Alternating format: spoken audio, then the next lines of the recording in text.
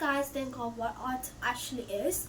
In my opinion, I obviously think of art as just a colorful, static look that makes you feel that you're actually in someone's opinion, someone's minds, or expressions. Most of us think that art is a paper that we draw on or you write on a scale and put your feelings on. Actually, it's not always like that. Here, we're going to make a video about how actually creativity is and how limits can boost your creativity. This is talking about the limits and how artists actually use their own creativity, their own way to make their art. But this is not about art. This is about limitation or constriction. Most of us scientists, as normal people, we obviously doubt that if we live in a world where actually we have boundaries and we think boundaries fill with possibilities, there's no constraint, there's no boundaries, there's nothing. You just live in a world where everything was peaceful and you just smart to think. Obviously, this is like that. And most of the scientists have tried to contribute that they have tried to learn, and all the science expeditions that this is not actually true.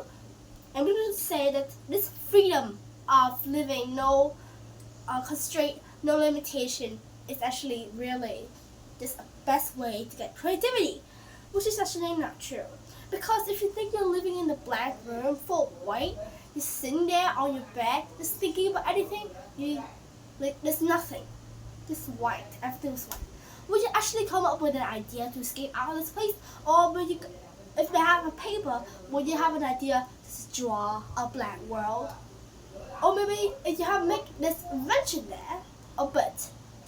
Like there's a string, there's a scissors, or not really. There's a pounding brick that will clue to get out of you here. One of us might say, oh, they have an idea. And most iconic anime and also one of our stories we watch it on YouTube. People are like, a boat. Yeah, it's a right idea, and just stop doing it. But actually, it's wrong. Most of us and our humans didn't actually did, and pop our ideas in our brain like that. It's crazy, bro.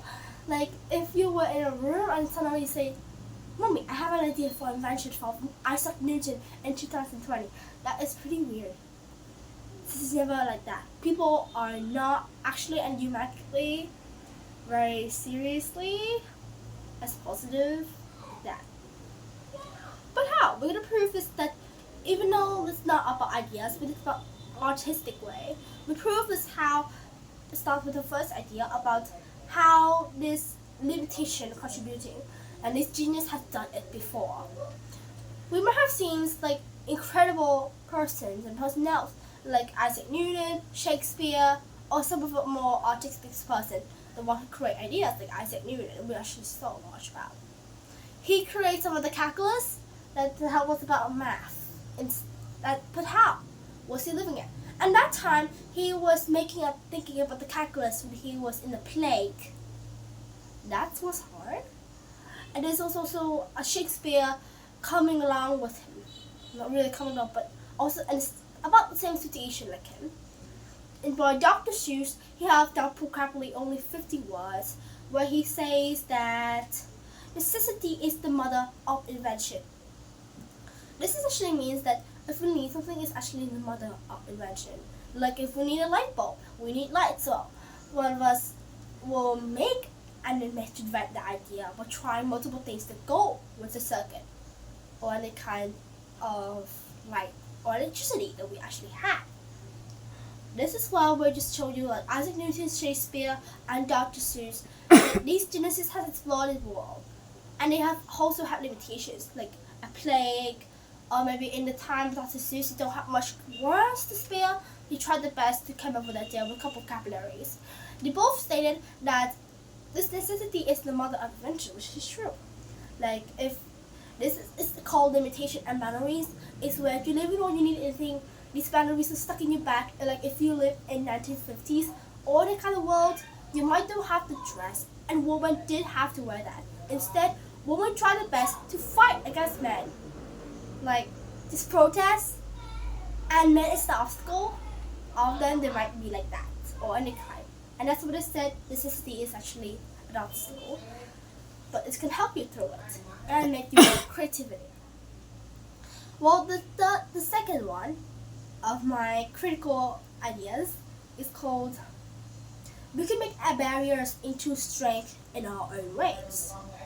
One of the BBC ideas, one of them says the necessity is that in all these kinds she have an idol, which is called Faith Ringgold. She thinks that's her idol because she thinks of when she was actually young. And as a woman, she didn't have the studio she wanted to be because she wanted to make an art gallery and go into an art exhibition. She doesn't have that kind of studio to that kind of people. Instead, she have an amazing cool idea of making quilts, giant quilts, and they were installed into this gallery for a basis of years. And if you go to any museums of art, you may see some of the quilts hanging, or maybe you see her name down it, Faith Ringgold. She's have created the potential she really needed, what is the limitation here? That she don't have a studio. But she have a mind, like what does she actually need here? It's something to make a potential, to reach that potential by creating something new. Well, the world today have taken millions of ideas from us, but from just a basic stuff, all the things we actually needed and feel worried about, we might have an eccentric idea, a eccentric invention that drives us into the year now on, into the future. Thank you for listening to me today, and